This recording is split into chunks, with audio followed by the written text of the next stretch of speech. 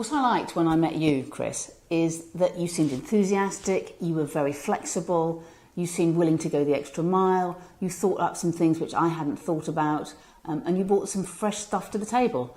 And so that's what made me immediately think he's the guy we've got to work with. And I didn't meet you for very long. I think I was in the meeting for about half an hour out of 2 hours that you were here. But it was clear to me you were going to be our supplier of choice. I think in truth there were two major things.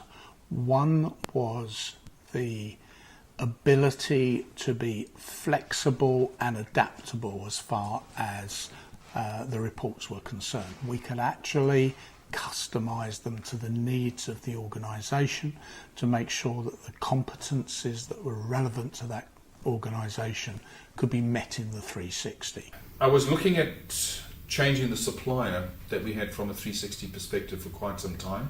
I was having discussions with my colleagues to see if there was any providers that they'd heard, and he mentioned that there was a provider that he had that effectively offered a 360.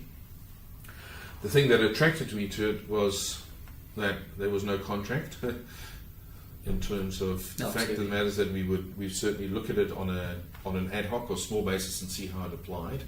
I think the key thing was that CR360 wanted to also have a look at us at the same time that we were having a look at them. The initial meetings and the way that, because we actually got together and we had discussions. So for me it started off small. We did almost like a trial run. We had meetings also with other colleagues. And the good thing for me was that we didn't have an account manager and we weren't held at arm's length in terms of this is how it works, you can only see as this, you can only do that. So all those sort of standard rules went out the window.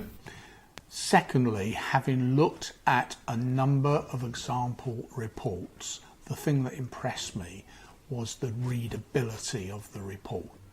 And the way that the reports are presented means that they're warm, they're responsive, people understand them, and they go on understanding them.